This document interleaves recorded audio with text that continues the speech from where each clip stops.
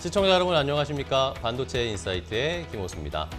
자, AI 투자의 붐 그리고 여기에서 수혜를 얻은 우리 시장, 삼성전자, SK하이닉스 그 외 많은 반도체 종목들이 주가가 정말 잘 갔죠. 그게 우리 시장을 이끌어왔습니다.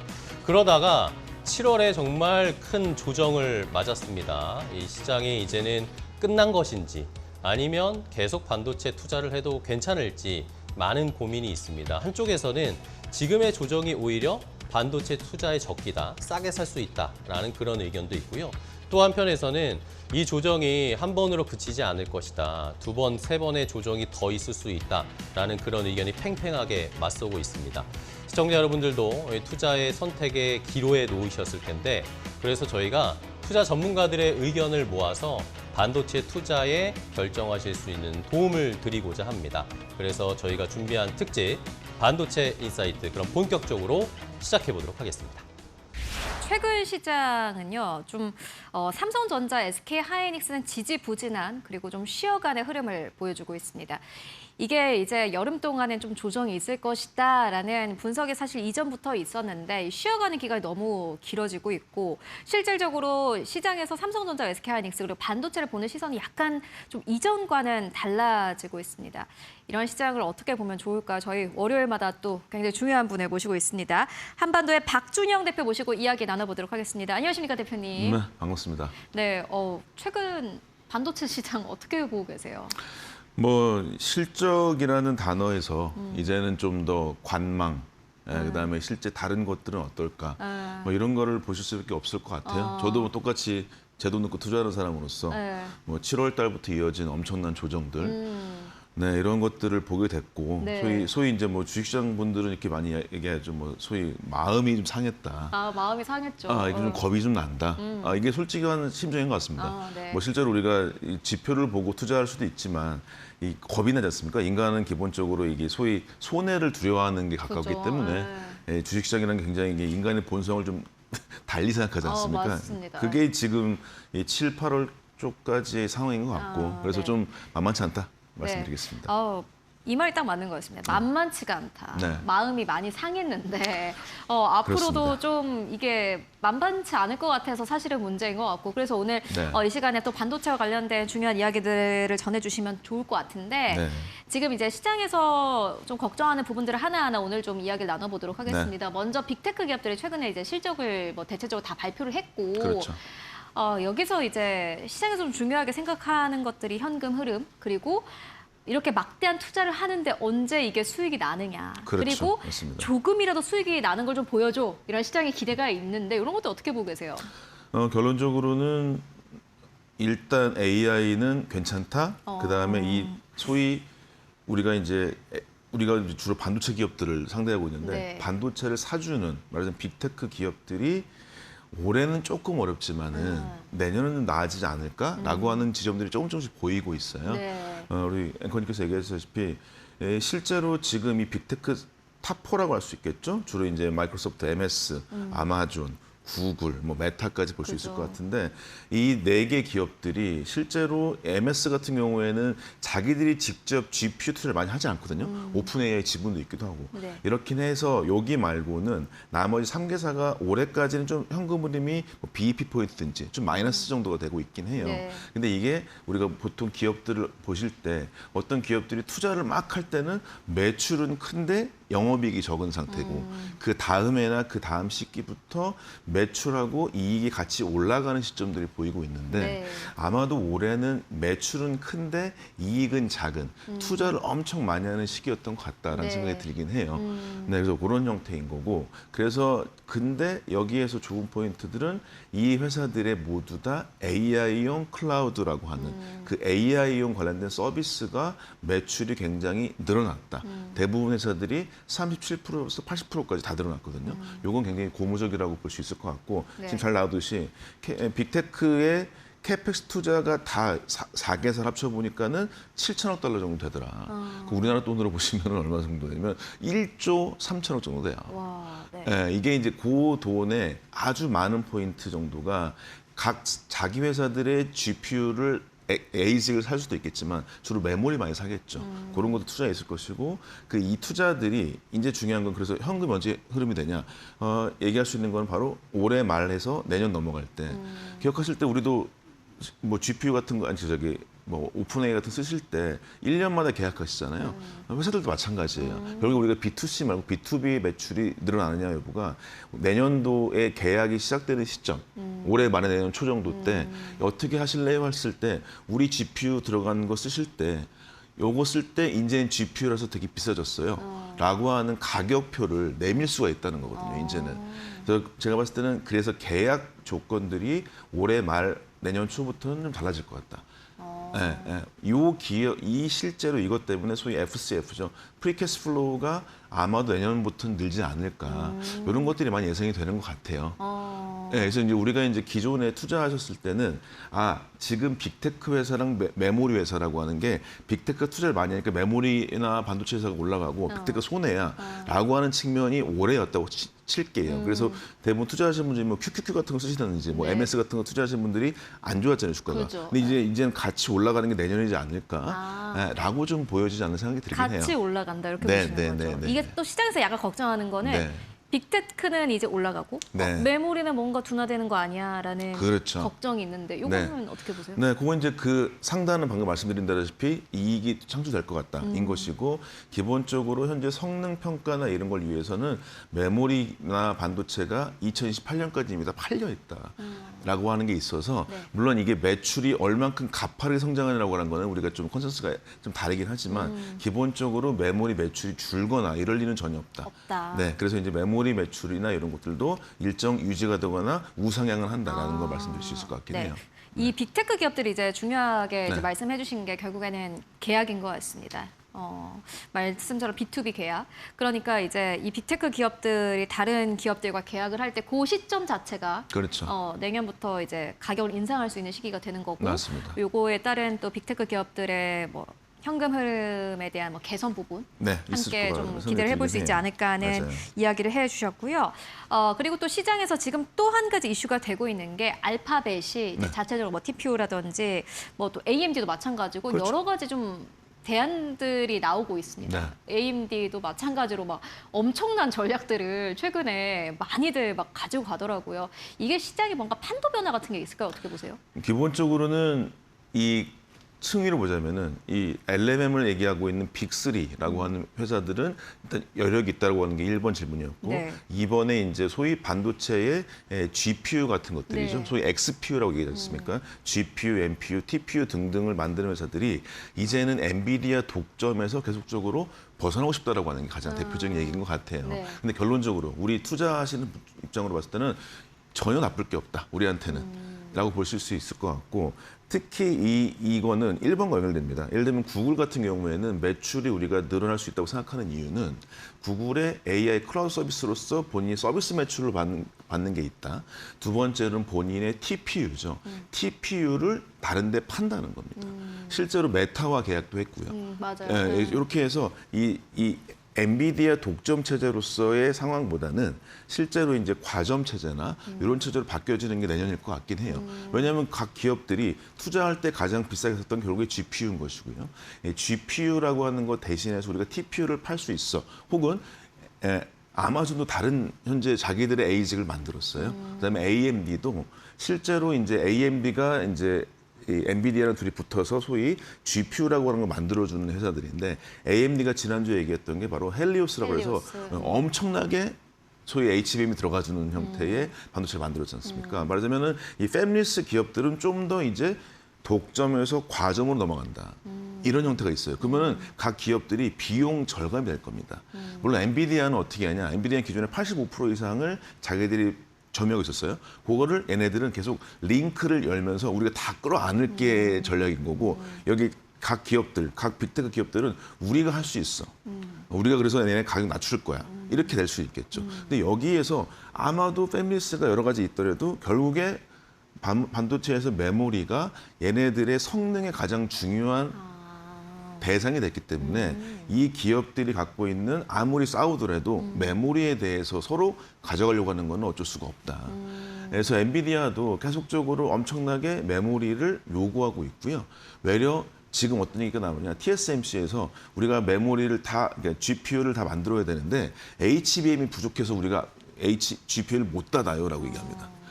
네, 그 정도이기 때문에 우리가 지금 이런 형태의 이 소위 기존의 그러니까 거의 독점 체제에서 춘추전국처럼 넘어가주는 이 ASIC 반도체 시장을 우리 메모리 기업들은 상당한 기회로 볼 수 있겠다 얘기 들 수 있을 것 같긴 해요. 이게 이제 에이직 이제 시대로 말 그대로 넘어가면서 그렇죠. 맞아요.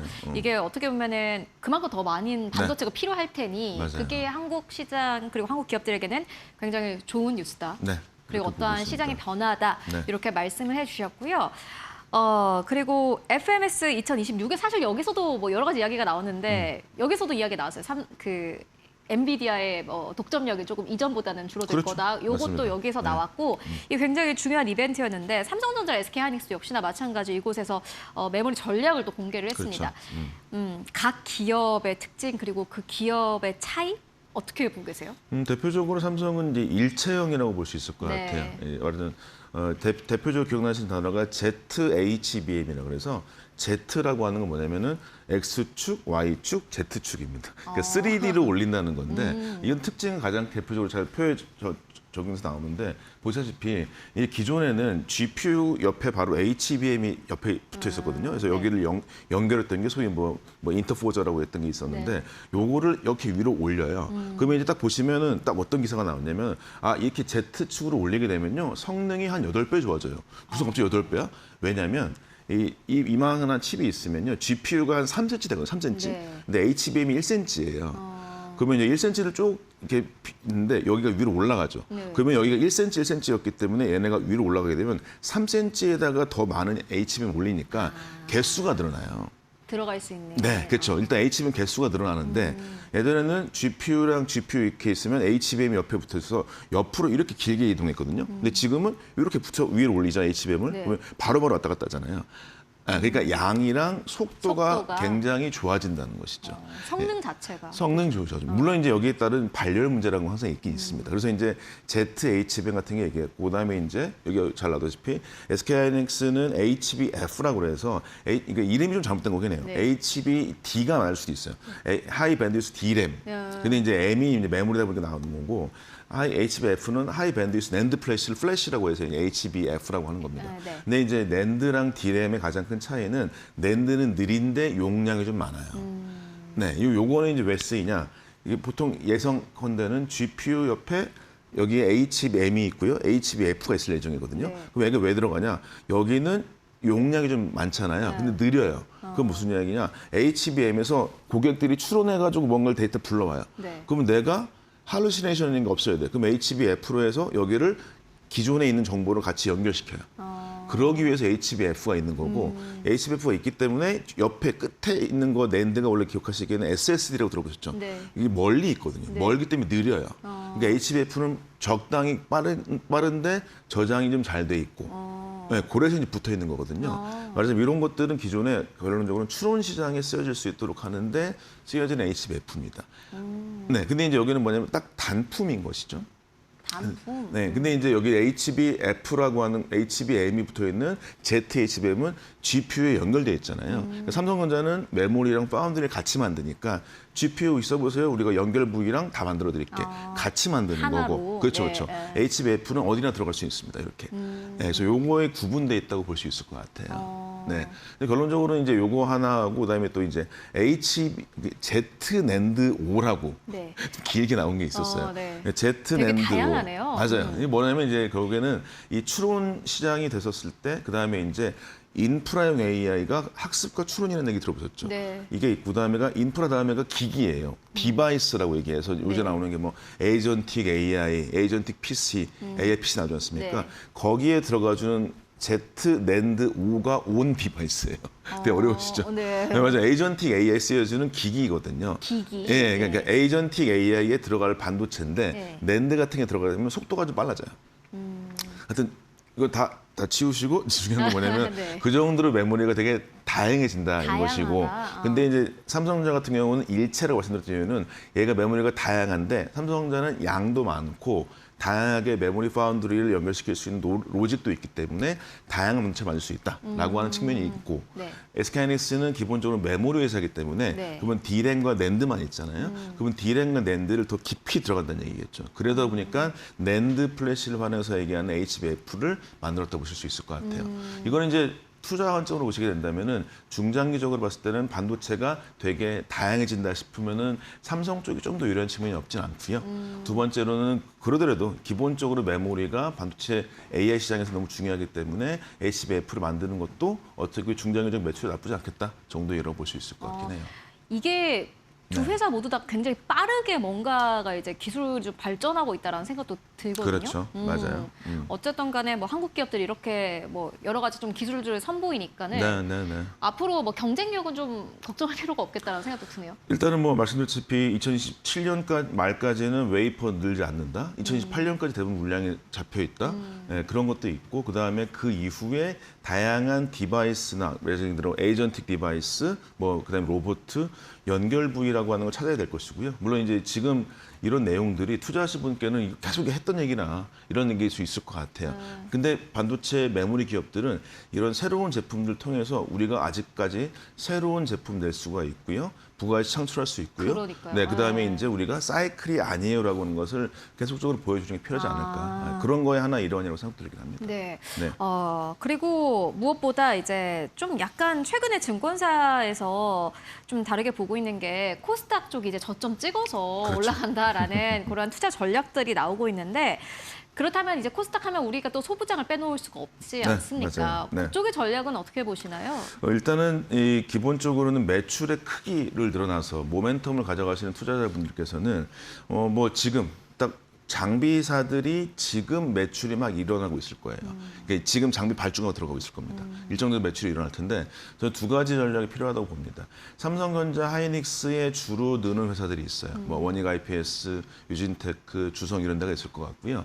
그다음에 좀 보시기 니체하지만은 우리나라 기업들 장비 기업들 중에서 예를 들면은 그 삼성 하이닉스 말고 뭐 인텔이나 TSMC의 매출을 갖고 있는 회사들이 좀 있어요. 예를 들면 뭐 인텍 플러스나 아니면 저 HPSB처럼 좀 아주 좁지만 그런 마켓들이 좀 있어요.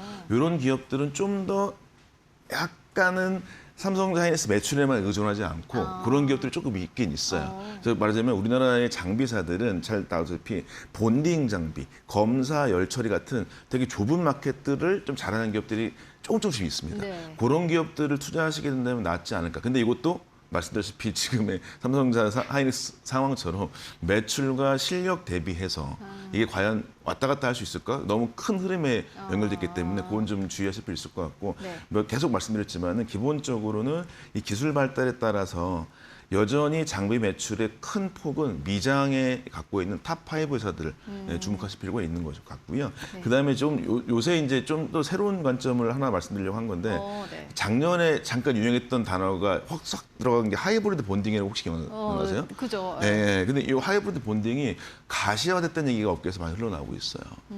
뭔가 기억 속에 잊혀졌었는데. 그렇죠. 작년에 했다고 저도 욕 되게 많이 먹었는데 근데 네. 실제로 이쪽에 대한 장비 매출까지 난다는 얘기가 좀 있어서 그쪽은 제가 어떤 업계라고 정확히 말씀드리기 좀 뭐해요. 네. 왜냐면 이제 좀 복잡한 게 있어서 실제로 그런 것들을 한번 좀 뭐 미리 투자를 하시는 분들께서는 기술적으로 봤었을 때 하이브리드 본딩이 조금 더 접근되고 있다는 게 여기서 업계의 소식이긴 하거든요. 이게 좀 많이 근접해 있다라고 하는 것도 한번 확인해 보시면은 좀 뭐 저 욕하시겠지만 그래도 좀 기술적으로 말씀을 네. 좀 드렸습니다. 알겠습니다.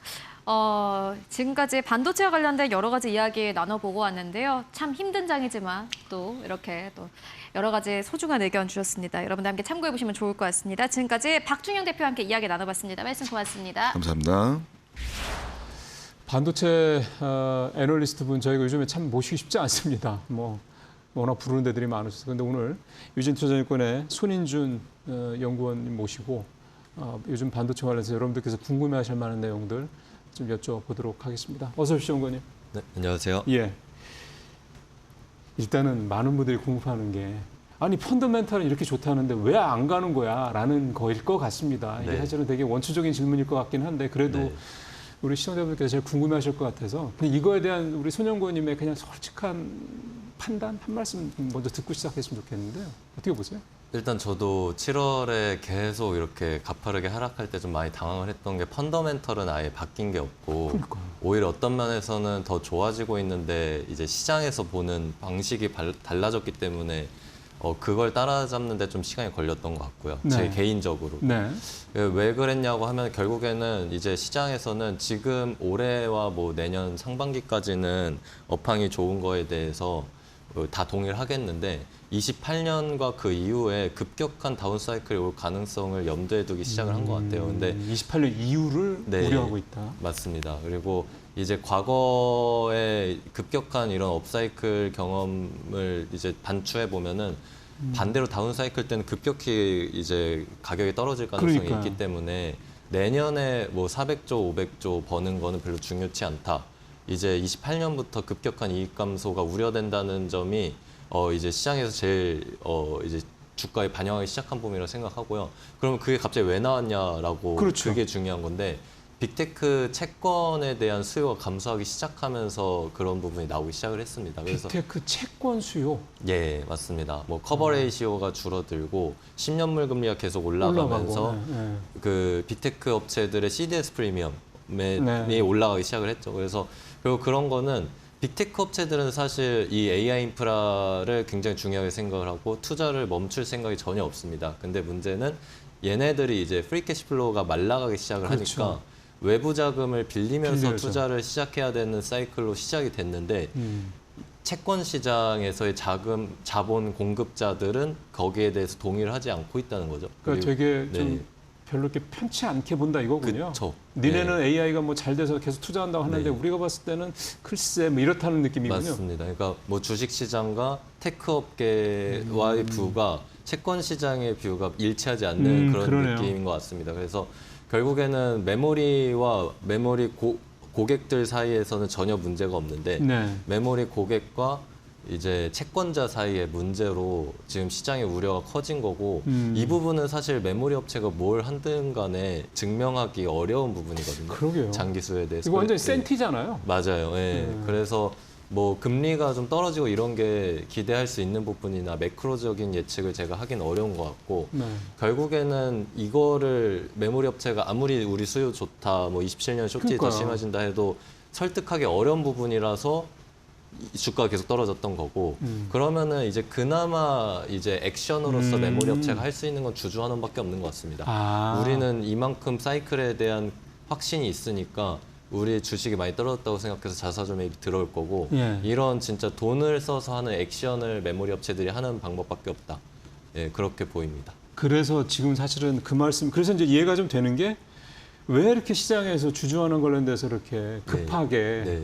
뭐 당장 이제 지난 4일인가요? 그때 네. 하이닉스 그 ADR 관련돼서 그 정보 제공 금지 고 규정이 예, 4일 맞습니다. 밤까지 했다는 거죠, 우리 시간으로. 그래서 5일부터는 당장 하이닉스가 아유 이제 됐으니까 오늘부터 이제 뭐 주주환원 자사주 매입 이런 식으로 뭔가 기대를 했던 것도 네.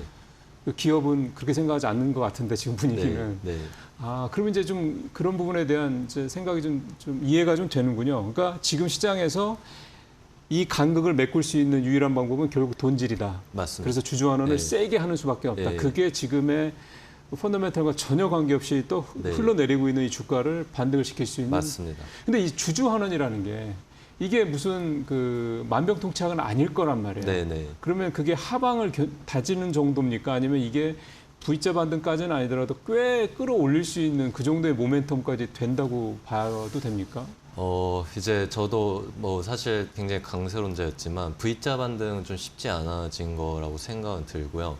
결국 하방을 지지하고 안정적인 상승을 만들어줄 수 있는 요소는 될 거라고 생각하는데 이제 상반기 때처럼 급격한 주가 상승을 기대하기는 좀 어렵다고 생각을 하고 네. 안정적인 주가 상승을 통해서 내년 상반기 내에 이제 전고를 달성하는 게 목표가 되었다고 저는 생각을 합니다. 정고점 돌파를. 예, 뭐 전고 좀 달성 수준- 네까지 예, 맞습니다. 그래서 사실 바뀐 게 없는데 시장에선 28년, 29년에 대한 증명을 원하고 있기 때문에 말씀드렸듯이 이거는 쉽지가 않고 이제 결국에는 주주환원도 이제 말씀하신 게 결국에는 저희가 삼성자이닉스를 주주환원을 바라고 사진 산 건 아니죠. 아니었었는데 네. 결국엔 그거를 바랄 수밖에 없게 된 것처럼 이제 사실 이 무너진 센티먼트 하에서 많은 시장 참여자들이 이제 좀만 오르면 팔고 싶어 하기 때문에 그렇죠. 이를테면 뭐저 본전만 회복하면 그냥 맞습니다. 던지고 싶죠. 그들을 설득하기가 쉽지가 않습니다. 네. 저도 이제 많은 투자자들을 만나봤을 때 이들의 심리를 다시 강세뷰로 바꾸기는 좀 메모리 단에서 발생하기가 좀 쉽지가 않은 것 같고 장기적으로 뭐 엔트로픽도 IPO가 잘 되고 이 AI 사이클에 대한 장기 지속성 심리가 완전히 확신이 들어야 되는데 그게 좀 시간이 걸릴 수밖에 없는 이슈여서 결론적으로 주주환원이 V자 반등을 만들진 못할 거라고 생각하고요. 대신에 안정적인 회복은 만들어줄 수 있다. 그렇게 좀 생각은 듭니다. 그러면은 이제 삼성전자, SK하이닉스란 이 두 종목을 접근하는 방식에도 변화가 있을 수밖에 없을 것 같다는 생각이 듭니다. 결국 이제 투자 전략적인 측면일 것 같은데 그 얘기는 뭐 지금 앞서 사실 말씀 들은 것만 보더라도 이제 급하게 마음 먹어서 여기 이 삼성전자, SK하이닉스 투자는 되지 않을 거라는 걸 이제 충분히 이해했을 것 같기 때문에 이제 뒷부분에 가서 투자 전략적인 측면에서 한 말씀 들어보면서 좀 듣기로 하고요. 펀더멘탈 얘기를 이제 그래도 좀 다시 좀 여쭤봐야 되겠습니다. 왜냐하면 자금을 제공을 하는 채권자들 입장에서 봤을 때 우리는 니네들처럼 그렇게 좋게 모르겠는데 뭐 이렇게 생각을 할 수 있죠. 그러니까 그건 그런 거고 그러면 이제 우리가 확인할 수 있고 우리가 좀 공부를 할 수 있고 우리가 그래도 뭔가 정보를 얻을 수 있는 거는 결국 수치잖아요. 그래서 이제 오늘 손연구한테 그런 연구원님한테 그 부분을 좀 하나하나 좀 여쭤봐야 될 것 같습니다. 지금 이제 펀더멘털적인 측면에서 봤을 때 제일 중요한 거는 가격입니까? 그러니까 P입니까? 아니면 양, Q입니까? 일단은 가격이 이 메모리 사이클에서 제일 중요한 건 맞고요. 이 메모리 메이커들 삼성전자 하이닉스 입장에서는 네. 그래서 가격이 이제 상승률의 둔화가 시작이 되었잖아요. 지금 그 얘기 그게 주가 하락의 가장 큰 이유 중에 하나니까. 맞습니다. 그리고 일반적인 사이클에서는 그 전분기 대비 상승률이 피크아웃을 치고 나면은 그렇죠. 보통 한 1년 뒤부터 가격이 아예 꺾기 시작을 해요. 그러면은 올해 1분기에 피크아웃을 쳤으니까 100%씩 오르면서 그렇죠. 내년 1분기에 가격이 꺾인다고 보면은 지금 올해 여름이 주가는 피크인 맞네요. 게 맞거든요. 피크인 게 6개월 맞네요. 정도 선행을 하니까. 그렇죠. 네. 근데 이제 과거에도 17, 18년도 데이터 센터발 사이클 때는 좀 더 길게 갔습니다. 한 1년 반 정도 네.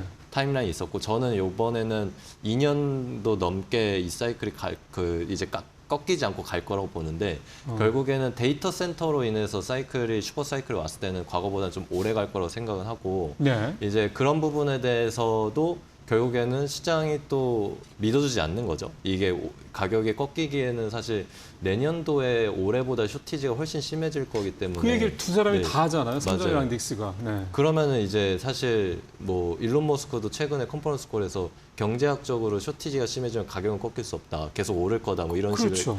그러니까 결국에는 오를 수밖에 없는 상황인데 이제 그게 돈이 되겠냐, 뭐 이 고객들의 자금이 충분하겠냐라는 우려로 이어지면서 시장에서 확신을 안 해주는 거죠. 그래서 그거는 시간이 가면서 진짜 꺾이지 않는다는 게 확인이 되는 게 제일 중요할 것 같고요. 그리고 결국에는 이제 과거와는 다르게 전례 없는 AI발 슈퍼사이클이기 때문에 가격이 거의 플랫인 상태로 유지가 되더라도 굉장히 고원을 오래 유지하는 그렇죠. 네. 전례 없는 사이클이 좀 유지가 될 거라고 저는 생각을 하고 이거는 사실 시간이 지나면서 확인이 되어야 될 텐데 네. 그런 분위기가 조성이 되면은 결국에는 소부장이 또 유리한 환경이 되는 게 맞잖아요. 이제 가격은 그렇죠. 이제 오르지 더 못하고 올리질 않고 물량만 물량이 증가. 늘어나는 예. 거니까. 네. 그러니까 뭐 그렇게 되면 삼성자이닉스도 괜찮은 상황이지만 또 소부장에게 관심이 많이 넘어가는 상황이라 이제 오늘 소부장 업체들의 주가가 상대적으로 더 센 것도 예. 그런 부분까지 또 같이 연관이 되어 있다고 봅니다. 기대를 해서. 네. 예. 그리고 마지막 하나만 더 좀 여쭤봐야 될 게 P는 알겠다. 그럼 네. 도대체 Q는 언제? 이 양은 도대체 언제부터 좀 이게 더 될 거냐? 이건 생산이 한정돼 있는 게 사실은 가격 네. 상승의 이유이기도 했기 때문에 네. 어떻게 보세요? Q 쪽은? 일단은 내년은 이제 신규 팹은 많이 오픈이 되는데 네. 삼성전자, 하이닉스, 마이크론, CXMT 다 신규 팹이 오픈이 되죠. 근데 요즘에는 한 9개월 이상 걸립니다. 팹이 오픈되고 수율 잡는데. 네, 수율 잡고 고객사 콜 받고 신규 팹이다 보니까 그런 시간이 오래 걸리기 때문에 9개월에서 1년 정도 걸린다고 보면은 물량은 본격적으로 이제 28년부터 증가를 하게 되고요. 28년부터. 예. 근데 이제 내년에는 쇼티지가 굉장히 심해질 수밖에 없는 게 오히려 팹은 한정적인데 HBM 생산 비중이 올라가면서 범용 디램 쪽의 생산 증가가 굉장히 낮을 수밖에 그렇죠. 없습니다. 그래서 네. 저는 10% 중반도 안 될 거라고 보는데 범용 디램의 빅그로스는 종합적으로 보면은 20% 정도의 빅그로스가 내년 예상이 되고 네. 28년부터 그래도 또 물량이 늘어나면서 20% 중반 정도까지의 빅그로스 가능할 거라고 보는데 이제 문제는 내년도 수요 빅그로스가 당연히 이제 충족이 안 되겠지만 지금 그렇죠. 고객들이 원하는 건 30% 중후반까지도 그 수요 증가율이 나오고 있다고 하니까 네. 뭐 내년도의 수요 충족률, 그러니까 원하는 거 대비 줄 수 있는 물량의 비율은 거의 절반밖에 안 되고 그게 또 이제 28년으로 이연이 되고 그렇겠죠. 그렇기 때문에 이게 쇼티지가 사실 저는 굉장히 장기화될 수 있다고 보고 있고 네. 실제로 이제 공급업체 중에서 좀 긍정적으로 보는 업체는 30년 혹은 그 이상까지도 글쎄요. 이 정도의 쇼티지가 유지될 수 있다고 보고 있긴 합니다. 그래서 네. 일반적으로 지금 시장에서는 28년부터 공급 물량 많이 늘어나니까 가격 꺾인다고 보지만 네. 이제 굉장히 고원을 오래 형성할 할 수 있고 저는 그렇게 좀 보고 있습니다. 예. 시간이 다 돼서 이제 여기서 오늘 마무리를 해야 될 것 같고요. 뭐 투자 전략은 대충 뭐 앞서 말씀하신 거 잘 참고하시면 될 것 같습니다. 지금 반도체를 어떻게 봐야 되는지 P와 Q의 관점에서 오늘은 손연구원님한테 좀 여쭤봤고요. 여러분들께서 충분한 좀 도움이 되셨으면 합니다. 연구원님 오늘 말씀 잘 들었습니다. 고맙습니다. 감사합니다.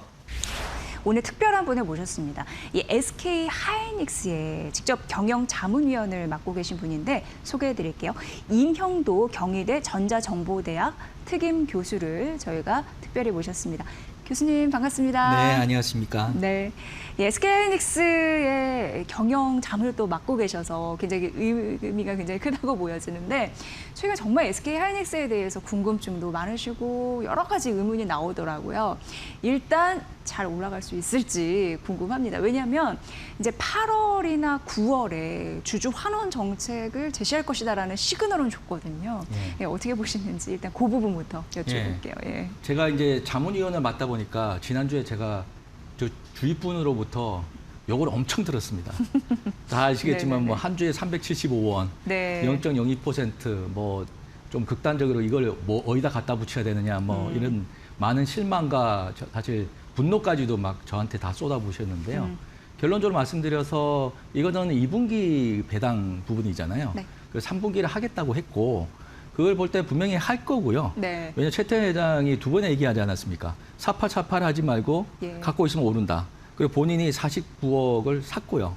그 기업 생리를 보면 이렇게 오너가 이렇게 뭔가 액션을 하면 밑에 있는 임원들은 그거를 이제 잘 해서 무조건 주가에 대한 신경을 안 쓸 수밖에 없거든요. 네. 그래서 일단은 뭐 한다 그러면 이달에는 저 주주환원 정책을 발표할 것으로 보여요. 네. 왜냐 그러면 8월. 그렇죠. 왜냐 그러면 10월에 실적을 발표해야 되잖아요. 3분기요. 그게 아마 다들 분석이 나오고 역대급으로 나올 가능성이 높고 4분기도 그럴 거고 그러면 이미 지금은 경영진 책상 위에는 실적 데이터가 다 있을 거예요. 네. 그래프를 이렇게 이제 그리려고 노력할 건데 그러려면 이제 배당이라든지 여러 가지 이제 비용 부분을 계산을 해서 이달까지 뭔가 해서 다음 달에 끝나는 시점으로 해서 3분기 발표하잖아요. 그래서 주주환원 정책은 뭐 이달에는 할 가능성이 높아 보이고요. 이어서 3분기 또 실적이 역대급으로 좋게 나오면 네네. 약간 뭐 주주님들의 마음을 약간 좀 어루만지는 뭔가는 하지 않을까라는 네. 기대를 하고 있죠. 거기에다가 여러 가지 최근에 이제 불확실성이 많이 제거되기 시작하지 않았습니까? 뭐 경제 지표도 물가, 유가, 그다음에 금리도 약간 안정세를 보이기 시작했고 전쟁도 뭐 전면전까지는 안 갈 것이다라고 하고 있고 그에다가 이제 빅테크들이 역대급의 또 실적을 발표하면서 네. 하이퍼스케일러들이 AI 인프라에 대한 매출이 오르기 시작했잖아요. 이런 AI 버블론도 약간 잦아들고 그러면 이제 다음 달쯤 해가지고 물가 지수가 8월, 9월 물가 지수가 조금 안정된다라고 하면 9월 연준에서도 금리 인상 못 하겠죠. 이제 그런 것이 확인되면 뭐 분명히 이제 좀 확인하고 하실 분도 있을 거고 네네. 미리 예측하고 하실 분도 있을 거니까 8월은 아마 좀 눈치를 많이들 보실 것 같고 9월, 10월부터는 뭔가 확신을 갖고 뭐 투자를 하지 않으실까 그렇게 기대하고 있습니다. 네. 아니 오늘 제가 이제 머니코드에서도 잠시 언급을 해드렸는데, 그러니까 삼성전자를 분석한 국내 증권사가 있었어요. 여기에서 이제 주주 환원 정책이 기존 10배 이상 나올 것이다. 그러니까 기존에는 9.8조였는데 이게 100조, 뭐 최대 200조까지 전망이 되면서 10배 플러스 알파를 예상을 하는 거예요. SK하이닉스도 뒤질세라 더 이 정도 할 수 있을런지. 그러니까 그게 네. 아마 경영진들이 고민이 되니까 네. 이렇게 바로 발표를 못 하는 것 같아요. 왜냐 그러면 지금은 그 마이크론이 액수에 대해서, 예. 잉여현금 100%를 그냥 해버린다고 그러니까요. 했죠. 키우치도도 네, 해버린다. 네. 그러면 이제 넘버 2인데 네. 그 기대치가 이만큼 올라가 있잖아요. 그런데 투자하시는 분들이 잘 생각하셔야 될 게 배당을 무조건 많이 준다고 좋은 게 아니에요. 그러면 주가가 압박을 받을 수 있거든요. 그러니까 보통 뭐 외국 같은 경우에도 주가가 많이 오르면 배당 안 하는 경우가 많아요. 네네네. 그래서 이게 뭐 사실 최근에 뭐 성과급 문제 여러 가지 이게 겹치다 보니까 당장에 현금으로 뭘 이렇게 주기를 바라는 기대치가 너무 높잖아요. 네네. 그래서 이제 조금 있으면 이제 차분히 뭔가를 분석을 해서 보고서들이 많이 나올 건데 배당을 이만큼 주는 대신에 주가가 좀 압박을 받는 게 나으냐. 주가를 좀 올리는 차원에서 실적을 좀 역대급을 가져가면서 향후에 좀 더 많은 투자를 통해서 더 많은 이익을 보기 위해서 투자하겠다. 가이던스를 좋게 나오는 거. 그게 시장에서 원하는 거냐. 네. 아마 그게 고민이 많을 거예요. 네. 그런데 지금 분위기로 봤을 때는 배당을 뭐 얼만큼 많이 줘도 기대하는 것만큼 그렇게 부합할까? 이게 걱정인 거죠. 그러니까 이게. 배당이 커지면 커질수록 주가를 좀 뭐랄까요, 안팎하는 그런 요소가 그렇죠. 있기 때문에 하방 압력을 줄 수밖에 없죠. 그 이제 장단점이 있다라고 말씀을 장단점이 하시는 있죠. 거죠. 예, 해외 보면 네. 배당을 많이 주는 대신에 뭐 그걸 안 하는 거 주가가 많이 오르면 배당을 안 주는 경우도 많거든요. 네. 예, 그걸 아마 밸런스를 맞추려고 엄청 고민을 할 겁니다. 네. 그래도 확실히 주주 환원 정책에 대해서 좀 통 크게 나온다면 상승의 촉매제가 될 수는 있는 당연하죠. 거죠. 예, 예. 그런 부분으로. 당연하죠. 예. 그래서 요번에 뭐 여러 가지 이제 고민을 하니까 네. 오히려 실적이 좋고 하니까 요번에 뭐 주당 375원 2분기밖에 못했을 거예요. 만약에 실적이 안 좋을 거라 그러면 오히려 요번에 빨리 발표를 해서 시장에 대해서 좀 이렇게 나중에 그 좀 안 좋은 영향을 좀 완화시키려고 노력을 할 건데 네. 지금 3분기, 4분기 실적은 다들 좋다고 그러잖아요. 이미 숫자는 이만큼 나와 있을 거고 이걸 어떻게 잘 조정을 해서 시장의 어떤 투자에 대한 앞으로의 전망도 좋게 하면서 배당도 적정히 가면서 우리 투자자분들의 그 좀 아픈 마음도 좀 어루만질 수 있는 그 묘수를 찾기 위해서 굉장히 고민할 거예요. 네. 그런데 기간을 그렇게 오래 끌지 못하기 때문에 아마 이달에는 뭔가 하지 않을까. 그렇네요. 예. 사실 오늘 이제 8월 10일입니다. 이제 중순으로 접어들어가는 그런 부분인데 8월 안에는 뭔가 정책에 대한 방향성이 언급이 된다고 하니까 굉장히 기대가 되는 그런 부분이고요. 그리고 사실 이제 SK하이닉스가 300만 원을 이제 찍다 보니까 현재 수준이 너무 이제 극심한 저평가다라고 말씀 많이 하시더라고요. 그러니까 오늘 같은 경우에도 140만 원 언저리에서 움직이면서 확 못 가는 그런 흐름들은 일단 좀 우리가 인정하고 싶지 않지만 좀 어느 정도 가져가야 되는데 그동안 그러면서 여러 가지 조정에 대한 빌미가 자꾸 꼬리표로 붙었던 것 같아요. 그러다 보니까 엔비디아에 뭐 절반 가격에 공급한다 이런 부분도 결국 아닌 것으로 드러났지만 계속 이렇게 해서 이제 붙는 것 같습니다. 뭔가가 앞으로는 우리가 SK하이닉스 어떤 점을 바라보면서 투자 전략에 그거를 좀 잡아야 될지 자문해 주시는 분이니까 예, 예. 좀 저에게 노하우를 좀 알려주시면. 예, 오늘 제가 섭외를 받고 나오려고 네. 한 게 네. 저한테 워낙 지인들 주위에서 질문도 많이 하시고 질문 공통이 똑같아요. 그래서 네. 잘못하다가는 하이닉스에 대한 오해가 이게 오해로 넘어가서 이거 사실로 그냥 믿어버리시면 안 되니까 그러니까, 예. 그걸 오해를 좀 풀어드려야 되겠다는 생각이 좀 강했거든요. 그래서 지금 속된 말로 찌라시라 그러죠. 네. 그런 부분에 대해서는 그게 사실은 보통 때는 그런 게 많아요. 그런데 왜 이 시점에서 그런 게 부각이 돼서 언론의 보도까지 됐고 그게 실질적으로 시장에서 그게 맞을 거야라고까지 생각이 갔냐 그러면 그만큼 민감하다는 거죠. 그리고 반도체에 대한 최근에 보고서들이 굉장히 안 좋은 게 많았어요. 그런데 또 며칠 전부터 또 좋은 게 많이 나와요. 모건 스탠리 맞아요. 이런 데서 벌써 이제 똑같은 분들이 몇 주 사이에 이제 스탠스를 바꿨다는 예. 거거든요. 그런데 저는 이제 애널리스트가 아니기 때문에 목표가 얼마 뭐 이렇게 얘기를 못 하지만 분명한 거는 그 주요 변수들을 이제 잘 보시고 투자를 하시라. 아까 말씀드린 대로 거시 지표 제일 중요한 거는 8월하고 있을 9월이 굉장히 중요해요. 9월에 여러분들이 이제 제일 보시면 몇 가지가 있는데 미중 정상회담이 있어요. 네. 그게 이제 일단 성사가 된다 그러면 국제 무역에 있어서 약간의 그 리스크가 완화될 거고요. 그다음에 9월에 있을 다음 달에 있을 연준의 금리 결정. 그다음에 9월에 있을 9월에 그걸 하려면 이번 주에 그 물가 지표를 발표하거든요. 그게 기대 인플레이션이 낮아질 가능성이 높아요. 그렇다 그러면 다음 달에 있을 연준의 회의에서 금리 인상은 아니고 동결만 돼도 이게 금융비용이 주니까. 네. 그리고 곧 있을 지금 3분기 벌써 중간이잖아요. 곧 있을 빅테크들의 이제 실적들이 좋게 나온다 그러면 그러면 뭐 악재가 뭐가 있을까? 사실 악재는 없었어요. 내부적으로 외부의 이런 변수 때문에 그런데.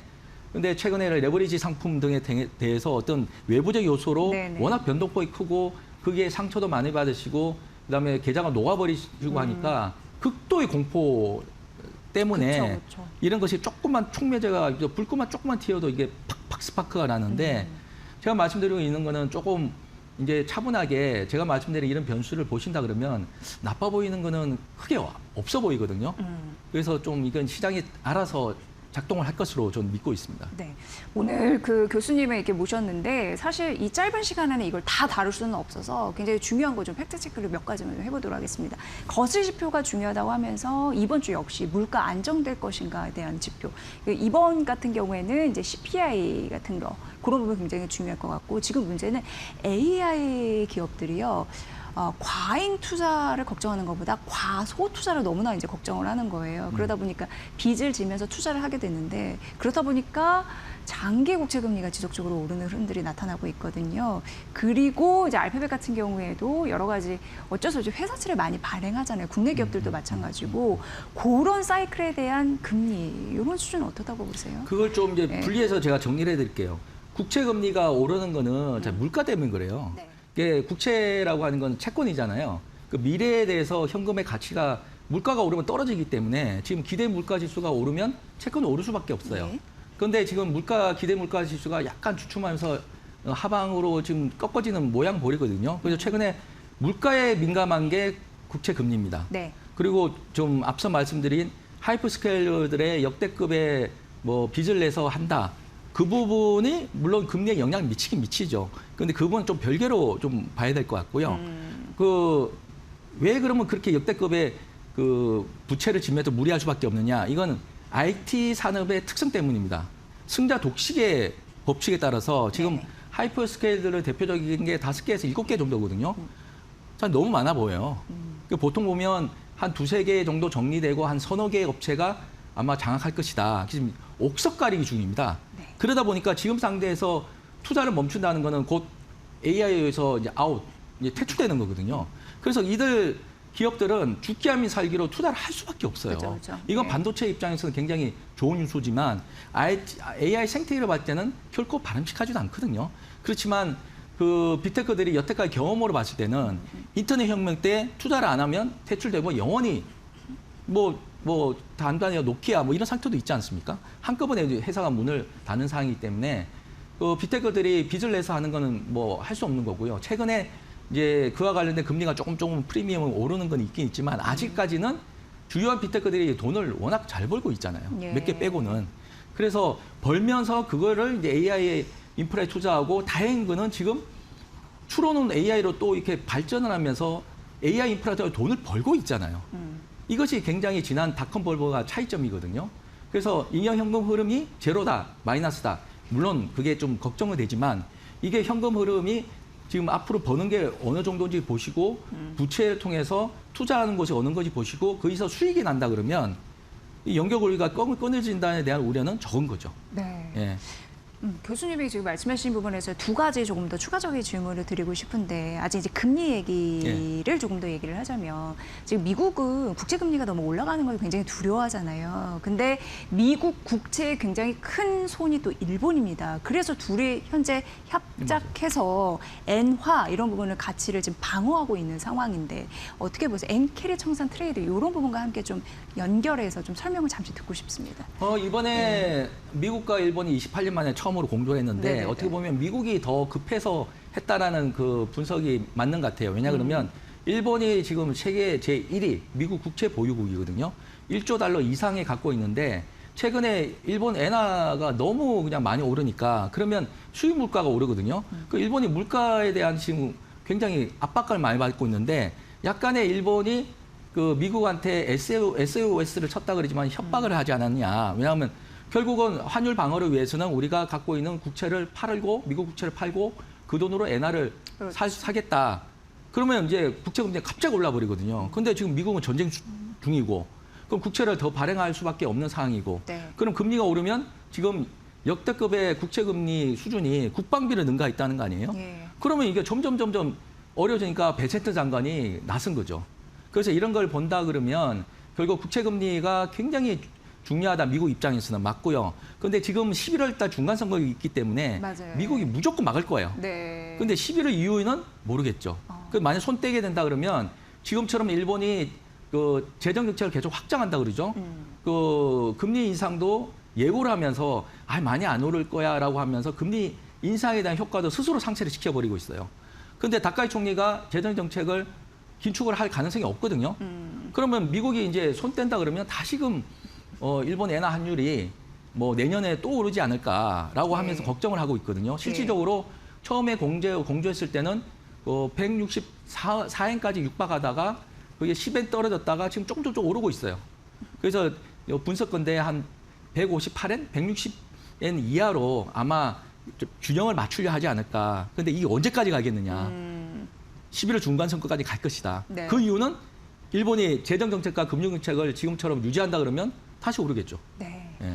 그 지금 교수님이 말씀하신 걸 들어보니까 어쨌든 뭐 미국과 일본이 그동안 좀 으르렁거렸잖아요. 근데 어제 오늘은 지금 친구로 지금 묶인 상황인데 어쨌든 제가 듣기로는 8, 9, 10, 11, 11월 같은 경우에 중간 선거가 있으니까 그 전까지는 물가 안정, 국채 금리 엄청 미국이 왜냐하면 여기에서 지면 당연히 중간 선거에서 완전 탈락이니까 우리는 반도체 투자할 때 약간 그런 부분은 좀 안전 베이스가 깔리겠다 이런 생각이 드네요. 그렇죠. 예, 그렇게 되면 어쨌든 그 단기간. 유가, 물가, 금리라고 하는 거시 지표가 아무래도 안전성이 작겠죠. 네네네. 그게 저희한테는 반도체뿐만 아니고 모든 이제 증시엔 좋은 거죠. 예. 그러니까 11월 중간 선거 이전까지는 그래도 좀 마음 편하게 투자할 수 있는 그런 환경은 어느 정도 맞춰질 마음 편하지는 것이다. 않으시겠지만 어쨌든 변동폭은 있겠으나 네. 뭐 지난달처럼 그렇게 하는 그런 거는 그래도 없지 않을까. 뭐 기대 섞인 전망입니다. 네, 근데 11월 없어야죠. 중간 선거 이유는 아직 모르는 거고 그렇죠. 그 그때는 전까지 선거 결과에 따라서 공화당이 만약에 완전히 완패를 한다. 예. 그러면 트럼프 대통령이 얘기한 것처럼 난 탄핵받을지도 몰라. 뭐 이렇게 되는 거거든요. 그러면 다시금 또 미중 간의 뭐 관세 전쟁부터 시작을 해서 뭐 미국에서 뭐 이렇게 전쟁도 그때까지 만약에 안 끝난다. 네네네. 그러면 또 금융시장에서도 여러 가지 불확실성이 높아지게 되면 어쨌든 경제에도 제일 싫어하는 게 불확실성입니다. 네. 호재다 악재는 터져버리면 괜찮은데 네네네. 그렇죠. 그러면 이제 금등다색이 다시 이제 막 커지게 되는 거죠. 네. 교수님 말씀 맞습니다. 알려진 악재는 더 이상 악재가 아니기 때문에 당연하죠. 굉장히 중요하게 좀 명확해지는 것 같아요. 설명을 네. 들어보니까. 그러면 11월 중간 선거 이전까지 마음이 엄청 편하지는 않지만 리스크는 제한적인 그 투자 환경이 될 것이다. 이렇게 일단 그거는 일단락하고요. 말씀해 주신 게 이제 기업 실적입니다. AI 기업들이 돈을 벌고 있다라고 말씀해 주셨는데 지금 실적 시즌 가고 있거든요. 근데 대형주는 어느 정도 이제 마감을 하고 있는 그런 상황인데 우리가 눈여겨봐야 될 기업이나 뭐 데이터 나왔건 이제 데이터 나올 것일건 어떤 걸 좀 보면은 투자하기 좋을까요? 뭐 첫째는 뭐 뭐니 해도 하이퍼스케일러들이죠. 근데 역대급의 실적을 발표를 했고요. 네. 그리고 더 중요한 건 AI 인플라에 대한 매출이 뭐 대표적으로 알파벳, 마이크로소프트, 아마존 이게 3대 하이퍼스케일러 아닙니까? 뭐 82%, 40%뭐 이렇게 매출 오르고 있어요. 아마 네네. 더 이렇게 가파르게 오를 가능성이 높아 보이거든요.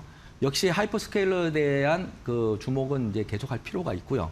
두 번째 이제 뭐 여러 가지 말이 있지만 마이크로소프트부터 팔란티아 해가지고 소프트웨어들이 최근에 많이 이제 좀 주가 조정을 받으면서 좀 주가가 많이 빠지지 않았습니까? 그러니까 최근에 많이 오른 이유가 역시나 이제 향후에는 이제 하드웨어가 이제 장치 산업이기 때문에 반도체가 돈을 많이 벌고 하지만 이제 서서히 플랫폼과 소프트웨어 산업으로 이제 무게가 옮겨갈 수밖에 없거든요. 네네네. 그래서 제가 주목하는 거는 대규모 IPO가 기다리고 있지 않습니까? 네. 오픈 AI라든지 그다음에 그 엔트로픽 이런 그런 이제 대표적인 AI의 핵심 주자들이 IPO를 하면서 얼마나 성공할 것이냐. 근데 걱정돼요. 왜냐하면 네. 중국의 그 창신 메모리 반도체 같은 경우도 IPO 딱 하자마자 우리 시장이 막 흔들렸잖아요. 그게 또 민감하게 반응할까 봐요. 아니 근데 그 네. 분명히 말씀드려요. 중국 창신 메모리는 좀 네. 별개를 보셔야 돼요. 거기는 국영기업입니다. 그리고 중국에서 상장된 거잖아요. 네. 그 중국에서 어떻게 보면 그만한 메모리 반도체는 창신밖에 없어요. 네. 그러니까 쉽게 생각하시면 돼요. 그 한국에 삼성전자하고 하이닉스가 없었는데 이런 삼성전자 하이닉스가 새로 상장됐다고 해보세요. 그럼 돈이 다 몰리겠죠. 그런 현상이기 때문에 상식 메모리에 대한 주가가 뭐 꼬리가 몸통을 그거는 제가 너무 과한 평가다라고 분명히 말씀드릴 수 있을 것 같고요. 기술 격차는 제가 분명히 말씀드리지만 한국이 중국보다 최소한 3년, 5년 앞서고 있습니다. 그리고 그들이 만드는 것이 저사양, 물론 뭐 저사양 메모리도 좋지 않다는 건 아니지만 우리가 추구하는 바는 HBM이나 HBF처럼 고사양의 반도체지 않습니까? 그걸 계속 우리가 끌고 나가기 때문에 그런 차원에서 봤을 때는 뭐 삼성전자나 하이닉스도 노는 게 아닌데 네. 너무 중국발 그 리스크에 대해서 너무 과한 평가를 해서 그것이 주가에 영향을 미칠 것이다 생각해서 투자하신다 그러면 뭐 따로 뭐 중국 투자하시는 건 모르겠지만 네. 그게 영향 미쳐서 이건 아니야라고 하시는 거는 뭐 과한 평가라고 볼 수 있습니다. 그러면 이제 초격차를 유지한다라고 우리가 생각하는 선에서 중국 기업은 그렇게 두고 엔트로픽 같은 기업은 우리가 좀 긴장해야 될까요? 어떻게 자금주들이 그쪽을 쏠릴 그렇죠. 가능성? 근데 그거는 좀 별개로 보셔야 될 게 그 AI 모델을 갖고 있는 엔트로픽 뭐 그 오픈 AI 같은 경우 요즘에 좀 문제가 많습니다. 왜냐하면 워낙 워낙 성능이 좋아가지고 해킹을 한다지 않습니까? 그래서 얼마 전에 미국에서 자체적으로 검증받아라 해서 가이드라인 하면서 요금 규제를 하겠다고 지금 하고 있거든요. 네네. 근데 지금 시간 되면 좀 말씀드리겠지만 그게 폐쇄형 AI 모델이에요. 예. 그 오픈된 AI 모델하고 지금 한번 격돌할 사항인데 오픈된 AI 모델이라고 하는 거는 자기가 여태까지 대규모 학습을 등을 통해서 얻은 파라미터 값 이런 거 있잖아요. 이런 것을 공개라고는 그걸 다운받아서 새로운 AI 모델이나 서비스를 만들 수 있게끔 허용하는 모델이거든요. 이런 데 대해서는 지금 규제를 안 할 듯이 하니까 결국 오픈 AI하고 엔트로피 이런 데에서는 공개를 안 하고 폐쇄형으로 움직이고 네, 있는데 네, 네. 이들만 이제 규제를 하는 거냐. 그러면 중국이 대표적인 오픈 모델이거든요. 요즘 많이 쓰고 있다잖아요. 오픈해버리고는 싸게 해버리니까 토큰프 가서 싸게 해버리니까 그러면 그걸 많이 쓰면 많이 쓸수록 AI 모델은 똑똑해져요. 그걸 미국이 또 걱정해요. 네. 그러면 규제를 하려다 보니 미국 기업만 규제할 것 같고 놔두자 그러니 이게 자체 해킹해가지고 일단 안보에 문제가 있고 중국을 이렇게 견제를 하자 그러니 이건 또 이게 오픈이니까 견제도 하기도 힘들고 네네. 이런 상황으로 보셔야 되기 때문에 이거 상장에서 성공하냐 마느냐 그것도 굉장히 중요한데 향후는 이 상위 AI 모델의 규제가 어떻게 되느냐 그게 굉장히 중요한 상황인 것 같습니다. 네. 스스로 오픈 AI하고 엔트로픽은 규제를 해서 속도를 늦추자고 있어요. 개발 속도로. 예. 그 정도 상황이거든요. 굉장히 흥미로운 주제인데 이 이슈는 다음에 한번 나와서 저희가 좀 집중 분석을 한번 해보면 굉장히 의미가 있을 거라는 생각이 들고 최근 너무 짜증났던 게 왜 우리나라를 투자 부적격이다 막 이러면서 막 도장 찍는 듯하게 막 멘트를 했잖아요. 근데 어쨌든 그 이후에 반도체 저승사자라는 모건 스탠리 같은 경우에 이제 반도체주 급락 끝났다라고 해서 조용히 좀 해빙은 되는 느낌이 들기는 하는데 전반적으로 이제 한국 투자 전략 어떻게 세워가면 좋을지 마무리 말씀 들어보도록 할게요. 제가 앞서 말씀드린 뭐 네. 투자 부적합 뭐 그런 거에 대해서는 저 투자자분들이 뭐 보시기에 좀 제목만 보지 마시고 저 같은 경우는 요약문 보고 뒤에 있는 데이터를 보고 전제를 보거든요. 네. 어떤 전제로 했냐 봤을 때 뭐 블룸버거 얘기한 거는 저희 아픈 부분이죠. 네. 왜냐하면 레버리지에 관련돼서 정부가 뭐 정책 실패했다. 그다음에 투자자에 대한 보호를 얼마나 했냐. 이런 것들은 저희가 정말 겸허하게 받아들이고 그건 고쳐야 돼요. 그걸 제도적으로 고쳐야 되는 건 분명하고 다만 안타까운 것은 금융이 이런 데서 발끈해가지고 왜 문제도 없는 거 왜 그래라고 또 반박하는데 그러시면 안 되죠. 예. 그거는 겸허하게 우리가 고쳐야 되는 부분이고요. 다만 이제 투자자 입장에서는 최근에 안 좋은 이제 보고서가 많이 나오니까 걱정하시는데 어제 며칠 전에 또 좋은 보고서 나오죠. 똑같은 쇼 킴이라는 분이 몇 주만 입장을 바꿔가지고 그분이 겨울에 온다 그랬는데 작년에 안 왔거든요. 네. 이번에도 좀 안 된다 그랬는데 주가 빠지나 봐. 맞나 싶었는데 또 괜찮다 그러시잖아요. 그걸 보면 전제를 보면 전제가 또 크게 또 틀리지 않아요. 보면. 네네네네. 그래서 앞서 말씀드린 뭐 거시지표나 뭐 이런 것들을 전제를 해서 이게 플러스면 오른다 그러고 마이너스면 떨어진다 그러거든요. 결국 펀더멘탈은 워낙 강하고 거시지표나 외부 환경은 지금 불확실성이 점점 제거되고 그러면 플러스 요인이 더 많지 않습니까? 네. 불과 2주 전에는 마이너스 요인이 더 많았거든요. 그러니까요. 마이너스 요인이 많으니까 당연히 전반치는 나쁘게 나올 수밖에 없고 보고서는 부정적이지만 또 플러스 요인이 많으니까 또 좋아지잖아요. 그럼 이렇게 보면 또 1희 4848 하다 보면 네네네네. 뭐 계좌가 녹아나는 거죠. 그래서 제 주위에는 그럽니다. 그냥 앱 지워라. 정권 앱 지우든지 보지 말라고요. 와이프나 뭐 남편한테 비밀번호 대신해가지고 못 열게 해라. 네. 뭐 그게 유일한 방법이 아닐까라는 생각도 하고 있어요. 네. 이게 워낙 보면은 변동폭이 크니까요. 그러니까 교수님이 그 변동성 우리가 일일이 기업들이 다 대응할 필요는 없다. 아니, 우리가 어떻게 합니까? 네, 기본과 펀더멘털에 집중한 투자를 해야 된다 이런 교훈을 해주신 것 같고요. 제가 네. 말씀드린 거는 뭐 상승할 것이다, 하락할 것이다, 목표가 얼마시다 그거를 쫓아가시게 되면 실패 가능성이 굉장히 높아요. 네. 변수를 보시고 말씀드린 변수가 플러스나 마이너스나 확인하시고 간다 그러면 물론 크게는 뭐 못 먹겠지만 네. 적당한 수준의 그 이익을 보시면서 마음의 상처는 안 받으실 겁니다. 네, 우리가 왜 투자를 하면은 뭐 나라나 기업이나 정책이 굉장히 중요하잖아요. 근데 정책에 대한 좋은 인사이트를 가질 수밖에 없는 교수님 조지 워싱턴 대학 정책학 박사를 또 받으셨네요. 예. 그리고 지금 SK하이닉스의 경영에 대한 자문을 해주고 계신데 앞으로도 산업 전반에 대한 우리가 이해 폭을 넓혀야지 투자의 승률을 높일 수 있는 거니까 자주 좀 출연 맡긴다고 2부 아유, 기억해 먼저 주시면 감사합니다. 감사하겠습니다. 투자를 보면 마음이 너무 네. 그냥 아프신 것 같아서 그것 때문에 제가 나왔는데요. 네. 뭐 이 시간을 통해서 약간이라도 좀 위안이 되셨으면 좋겠습니다. 네, 저희 이제 궁금한 게 너무 많은데 오늘 시간이 짧아서 앞으로도 가지치기해서 여러 번 좀 모셔보도록 하겠습니다. 네. 오늘 말씀 감사합니다. 이명도 경희대 전자정보대학 특임 교수의 분석이었습니다. 교수님 잘 들었습니다. 네, 고맙습니다. 자, 반도체 인사이트 저희가 전해드리는 정보는요, 여러분들의 투자 의견에 참고가 되는 내용을 알려드리는 것입니다. 최종 투자 판단과 결정은 시청자 여러분들의 몫이라는 것은 다시 한번 강조를 드리겠습니다. 자, 여전히 반도체에 대한 의견 팽팽하게 맞서 있습니다. 오히려 조정이 기회다라는 의견, 아니다. 여전히 AI 투자는 이어질 것이고 반도체도 계속해서 많이 필요할 수밖에 없을 것이다라는 의견이 양립하고 있는데요. 오늘 저희가 알려드린 내용을 바탕으로 시청자 여러분들 올바른 판단 내려주셨으면 좋겠습니다. 자, 저희가 준비한 반도체 인사이트 오늘 여기까지입니다. 끝까지 시청해주신 여러분 고맙습니다.